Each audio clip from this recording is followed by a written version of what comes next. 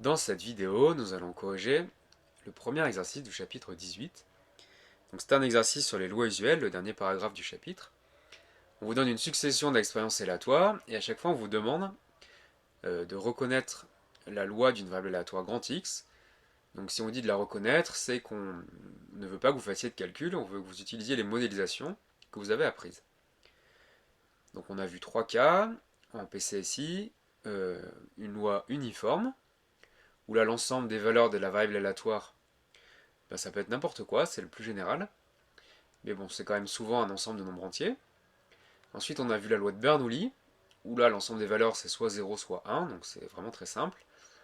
Et ensuite la loi binomiale, où là l'ensemble des valeurs de la variable aléatoire grand X, c'est l'ensemble des entiers de 0 à n, où n est un entier à déterminer, mais ça doit commencer à 0. Alors, première expérience, on range au hasard 20 objets dans 3 tiroirs. Donc ça, on peut s'imaginer en train de le faire. Vous avez une caisse avec 20 objets. Vous vous mettez en face de vos 3 tiroirs. Et donc les objets, vous les sortez un par un de votre caisse. Et à chaque fois, vous choisissez un des 3 tiroirs. Sans vous demander où les autres ont été mis, puisqu'on ne vous précise rien de spécial. Donc, on peut dire qu'on répète 20 fois et de manière indépendante la même expérience. C'est choisir ou non le premier tiroir. Donc là, on reconnaît ce qu'on appelle un schéma de Bernoulli ou un schéma binomial, c'est pareil. Donc les mots importants, c'est on répète, donc ici 20 fois, de manière indépendante, la même expérience, et qui a deux issues, succès ou échec.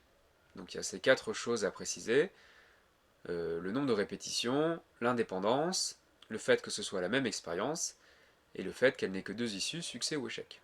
Donc ici, succès, c'est on choisit le premier tiroir, échec, c'est on choisit un autre tiroir que le premier. Donc ça, c'est notre schéma binomial.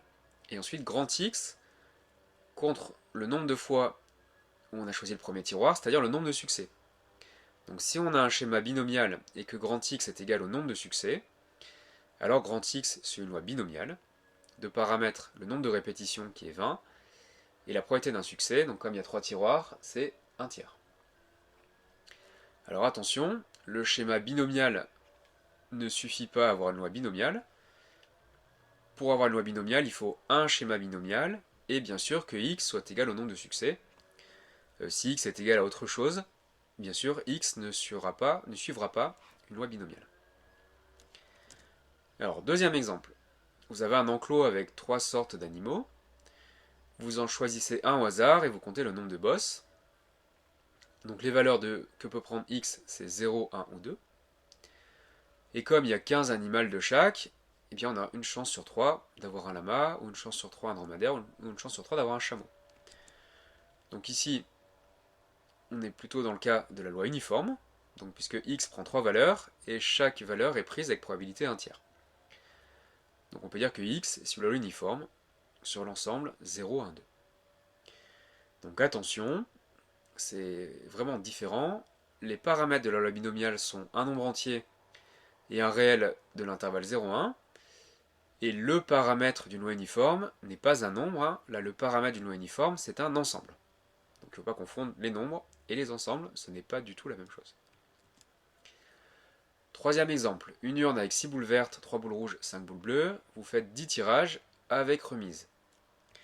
Donc là, c'est un schéma binomial, puisqu'on répète 10 fois et de manière indépendante la même expérience.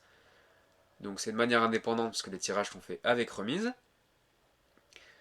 Et ce qui nous intéresse, c'est les boules vertes. Donc on dit qu'un succès, ça correspond à piocher une boule verte. Et un échec, c'est je pioche une boule, mais d'une autre couleur. Donc là, on a un schéma binomial. X est égal au nombre de boules vertes, donc au nombre de succès. Donc x sur la loi binomiale de paramètre 10 et 6 quatorzième, puisqu'il y a 6 boules vertes pour 14 boules. Quatrième expérience, on suppose que la probabilité de naissance d'une fille ou d'un garçon sont identiques, donc on a une chance sur deux à chaque naissance que ce soit une fille ou un garçon. Et vous appelez grand X le nombre de garçons dans une famille de 3 enfants. Donc on a encore un schéma binomial. On répète 3 fois l'expérience avoir un enfant, de manière indépendante, puisque le sexe d'un enfant ne dépend pas du sexe des autres enfants. Et ce qu'on considère être un succès ici, c'est avoir un garçon. Donc x compte le nombre de succès, donc c'est une loi binomiale de paramètres 3 et 1,5. Dernier exemple, vous supposez que 1% des trèfles possèdent 4 feuilles, on en cueille 100, et on regarde grand X le nombre de trèfles à 4 feuilles qu'on a cueillis. Donc c'est encore un schéma binomial, donc on répète 100 fois l'expérience cueillir un trèfle, de manière indépendante, c'est-à-dire quand vous cueillez un trèfle, vous ne demandez pas ce que vous avez obtenu pour les autres trèfles, vous les cueillez à l'aveugle, et donc avoir un succès c'est le trèfle à 4 feuilles, avoir un échec c'est il a 3 feuilles. X est égal au nombre de succès de votre schéma binomial, donc X suit une loi binomiale de paramètre 100, et 1% c'est une chance sur 100. Donc on a encore trouvé une loi binomiale. Donc on voit que on va quand même très souvent trouver des lois binomiales, puisque les deux autres exemples sont vraiment très simples. Une loi uniforme, ça se reconnaît facilement, puisque tout est équiprobable. Et une loi de Bernoulli, ça se reconnaît tout de suite, puisque ça ne prend que les valeurs 0 et 1.